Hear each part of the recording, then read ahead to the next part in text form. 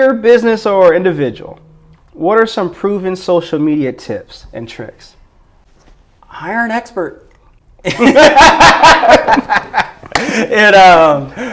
Pocial, right? Right? Yeah. I mean, I'll leave some business cards on screen or something.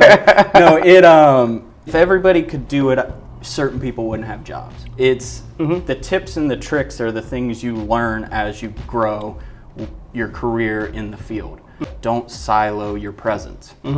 If you look at them all individually, you're missing that holistic approach that sends that user, that connects to that user, that follower, that gets them from just, oh, I know this page, to they're an actual client. Like, I see them come into the store.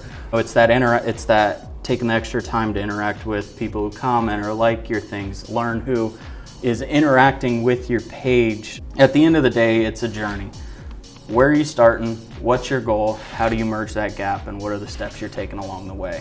It's creating a marketing plan, a business plan. It's the same approach to your digital space. It's that same journey. What is the user experience? What's the user flow? What's my start? What's my goal? And how do we take them on that journey, and how do we go on it together? And it's being able to create that picture through every platform that really starts to be effective, and what we've really seen start driving dollars through the door. Even given COVID, we've seen spikes in certain aspects of our clients' businesses because we're able to create that experience, create that flow, that journey to meet what their goal is at the end of the day. Okay. I'm just curious, does Pocial manage any social media influencers, or are you guys more like individual small businesses? More businesses. We have hotels, restaurants, jewelers, you name it. Jewels are cool. It's fun. I mean, we've created You can pay me in a Rolex watch, please. Right? We've created, we do it from websites to you name it, and that's actually a lot of what we see. We'll take a client on for their social media, but it's hard for the messaging and what their goals are to increase their, user flow to their website where we capture them, because their website's, obsolete or outdated. And so what we've seen is, once we kind of sign a social client or a web client, we end up getting the other side of their business, because it really is that painting the picture, that holistic approach. It just takes time too. It does. It's just being consistent within your messaging and what your goals are and staying true to it. You're not going to see overnight success. No, social media takes a long time. It does. Especially if you do it organically. Facebook groups, LinkedIn, you can interact with popular posts, different ways like that, so that people start seeing your profile pop up more and more and more. One of the ones I always kind of laugh at is Slim Jim on Instagram.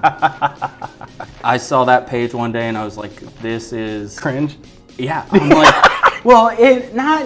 I'm like, Slim Jim really is like all over all these things. I'm like, why do I keep seeing Slim Jim? And their comments weren't always I wouldn't be like, go home and show your kids. Like, but I saw them everywhere. And all of a sudden I saw that page grow from 10,000 to 45,000. They were just consistent across all the major platforms. Every major page or post that has a ton of engagements, a ton of followers, they were involved with it. They were commenting on it, getting people to comment back. They were interacting with people that commented with them. But it takes time. It does. Sometimes it's you inch along, and then sometimes it'll explode. But it's just being able to have the foresight, the understanding that it's not going to happen overnight. That's right. You may think you're an expert, but there's a lot of different things that go into it. It'd be wise to consult. It's true. I'll give one example. Let's say YouTube. You can make the best, greatest video, 5, 10, 15-minute video, whatever the subject may be, but it's all about the thumbnail. And I've been learning it, tweaking it, fine-tuning it, testing different methods out. Do you do the silly, stupid expression? Do you do this? What colors pop?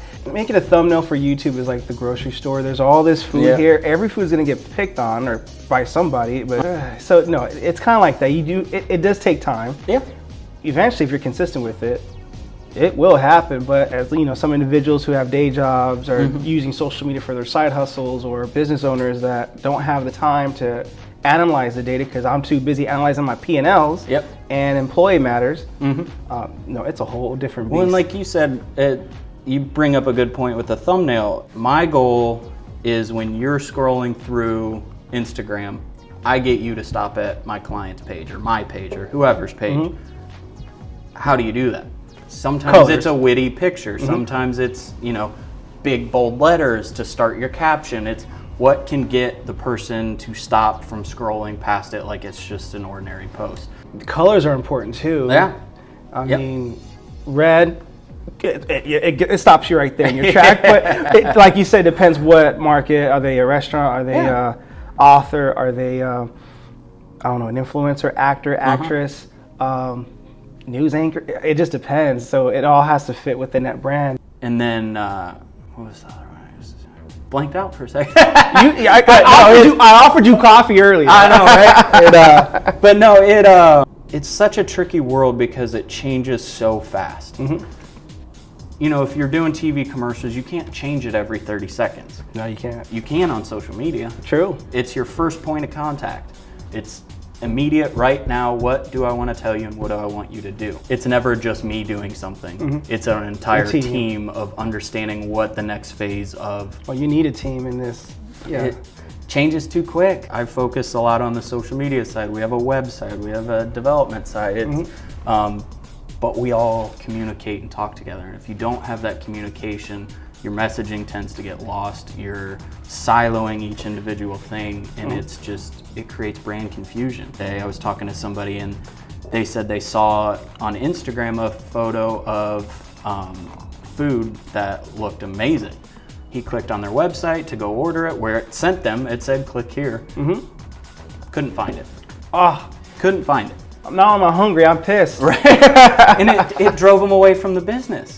He's like, I'm not going back. Yeah. He goes, I ended up getting fast food, going home, and he goes, they lost my business. I'll be pissed if it's like a perfectly shown smoked baby back rib with like the cheesiest mac and cheese, and you take me to a page of cauliflower. No. Yeah. It was like I looked at their menu, wasn't even on the menu. So they clearly had somebody that didn't know what their plan or their goals were posting for them, that they just weren't having that communication. A company like us come in, we have a big team where we're always bouncing ideas, communicating, making sure this ad is meeting this messaging on Instagram, that's meeting this message on TV, and then it all combines into their website, which is where we just capture them, hold them, and start building out that database and that user flow for retargeting and repurposing, different ideas and different.